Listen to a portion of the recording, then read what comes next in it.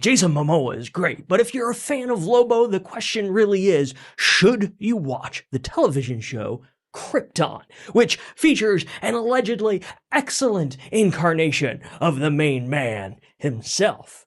I have absolutely no idea, which is why I just became one of the dozens who watched this sci-fi original show from 2018. Spoilers. Ugh. How about that for a flagging twist?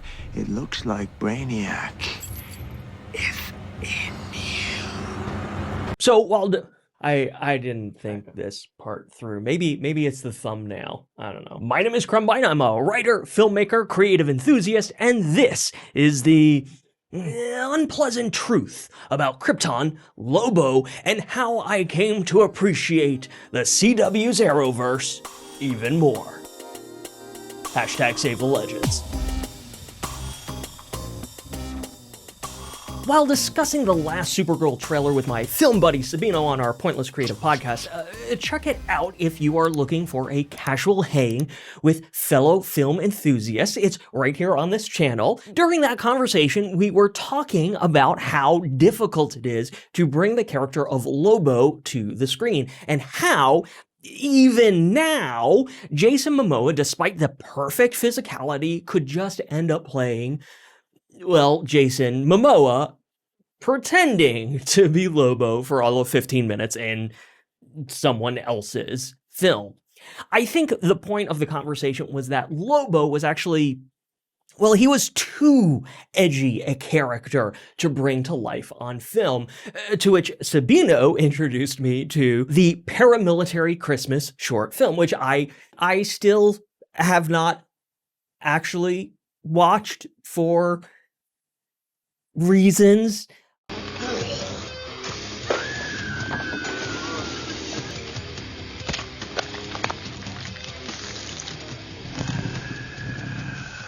I gotta meet Seth. But wherein the Easter Bunny hires Lobo to unalive Santa Claus. So you get a general idea of the character. After that conversation with Sabino, I discovered that, embarrassingly awful YouTube short film aside, I discovered that Lobo was actually brought to life in the live-action 2018 SyFy original production of Krypton, a 2-season show that takes place 200 years prior to Superman being born and involves some kind of time travel stuff involving Brainiac and the erasure of Superman from existence. You know, I'm being kind of nebulous with that explanation because even though I did watch the entire first season of the show, well, yeah, I'm still not clear on what the core temporal premise of that show actually is. Adam Strange is there from the future with Superman's cape, which is slowly doing the whole Back to the Future Polaroid thing, dissolving its way into some kind of tension that you know is important because, of course, that is where we get John Williams' original theme, which I swear to God makes pretty much anything awesome. You could be pooping to John Williams' original theme for Superman, and you would feel like you're gonna rocket up off the toilet and go into low Earth orbit or something. It's that good. Da, da, da, da, da, da, da, da. No way. No way. No. Okay, fine. If you don't want to take a shit to Superman, then what do you prefer? Dude, that is so easy. Star Wars. Imperial.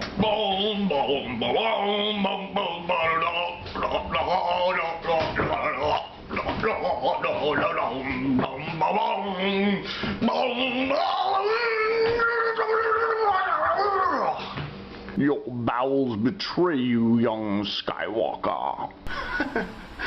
Oh, the Force is strong with this one. Look, I really had a hard time with this show. And I'll be honest, I watch a lot of television. Maybe not professionally, but I can commit and push through. Put it this way, this was the first show I have ever watched faster than regular speed.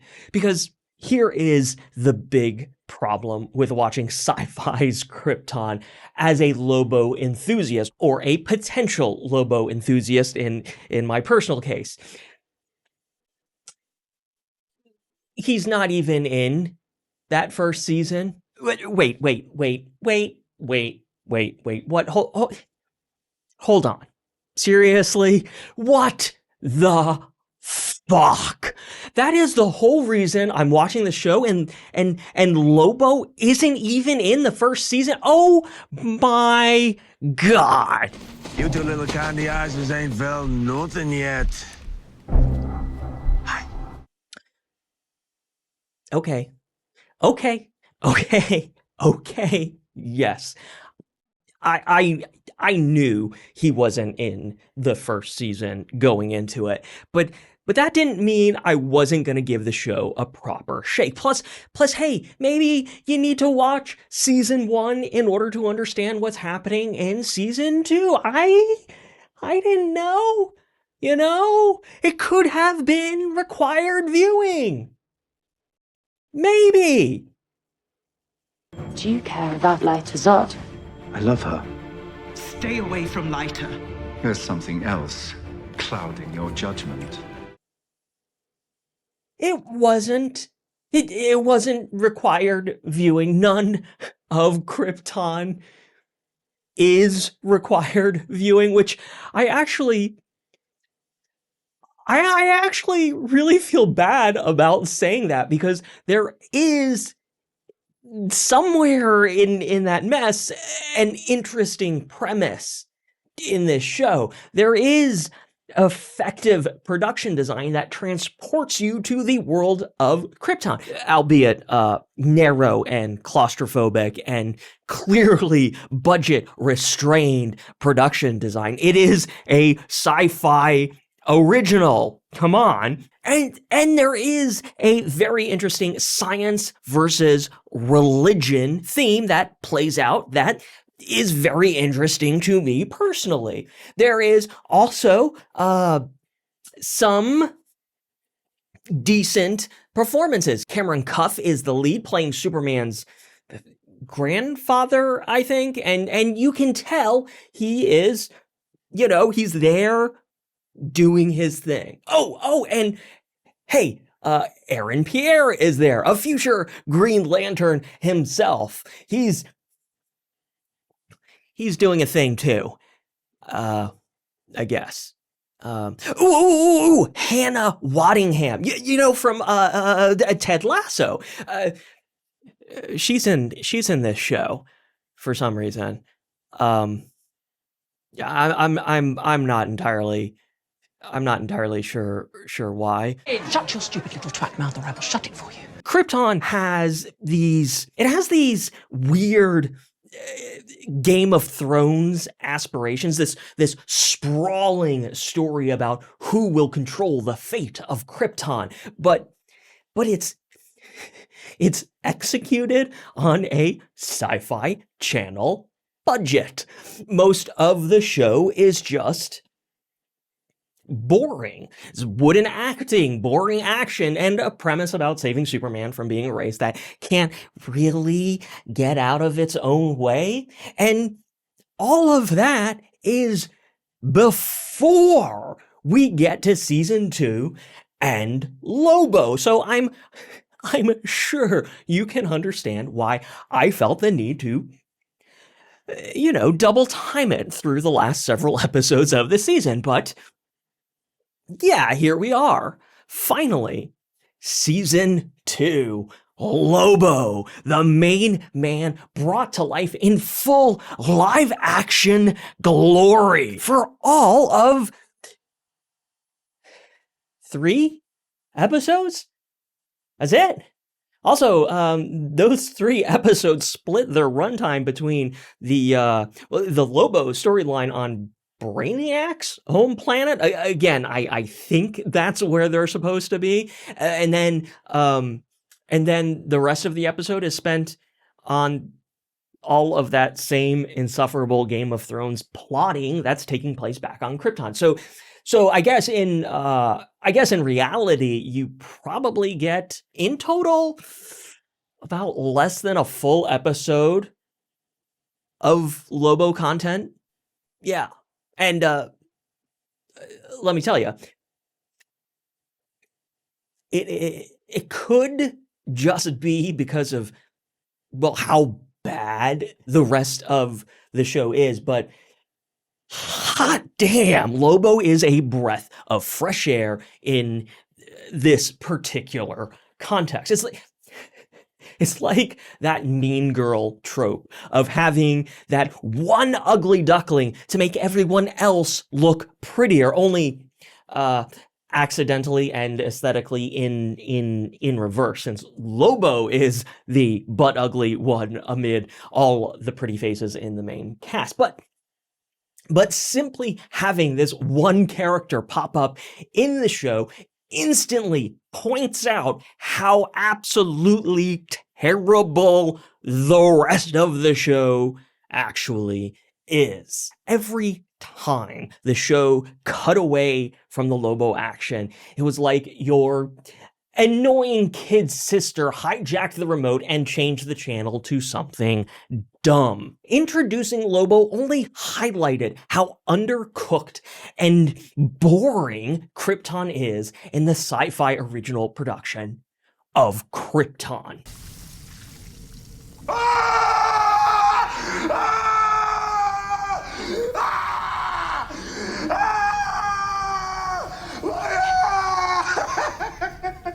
I got to the end of season 2, episode 3, did a cursory review of the featured cast on the remaining episodes. This was on Plex, by the way, a very lazy scroll.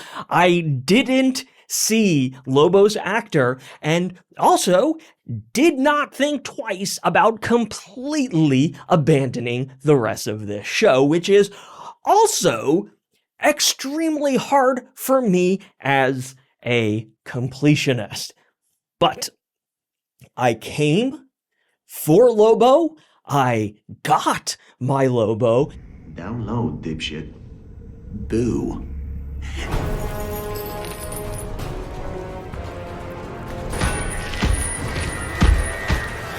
And please, for the love of all things good, don't make me watch any more of this.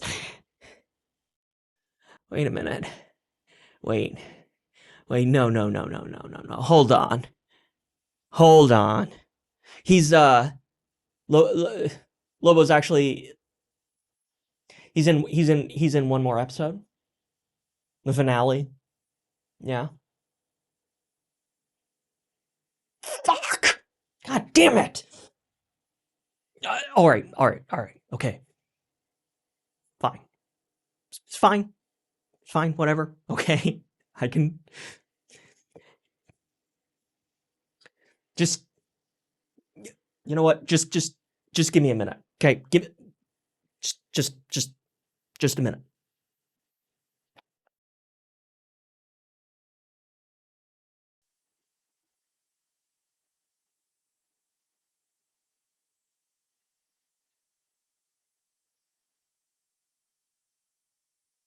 Five minutes.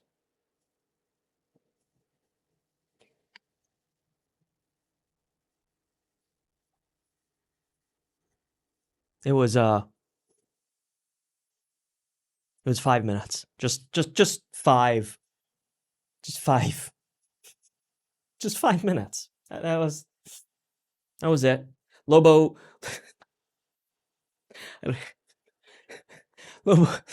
he had one scene in the final episode of season 2 and the final episode of the series. It was literally 5 minutes from the ending. I watched that whole entire episode, the finale, just to see this one scene. And what's worse? What's worse? Worse?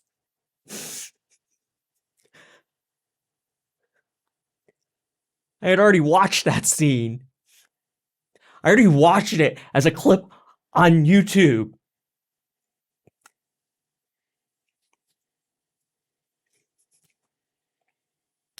The dick joke was still good, though.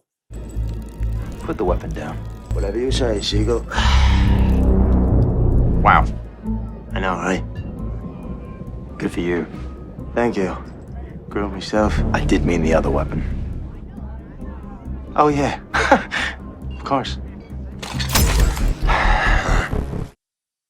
Okay, so I now have, I think I now have all the necessary information to answer the question that started all of this.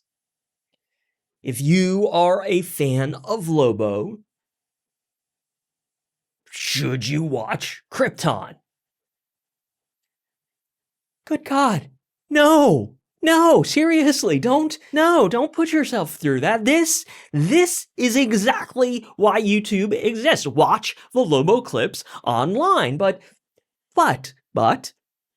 what if, hypothetically speaking, what if perhaps you are a Superman fan and you just want to absorb every little bit of lore that exists about the last son of Krypton, including whatever the hell that was contained in 2 seasons of a SyFy original.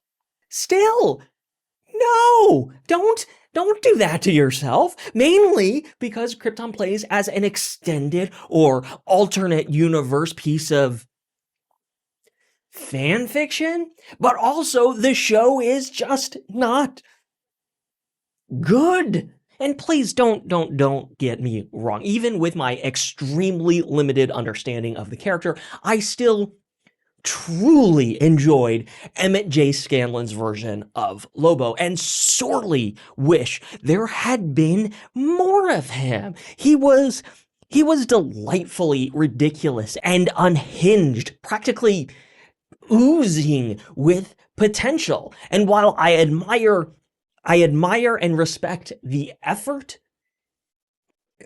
the fact of the matter is Lobo alone cannot save Krypton.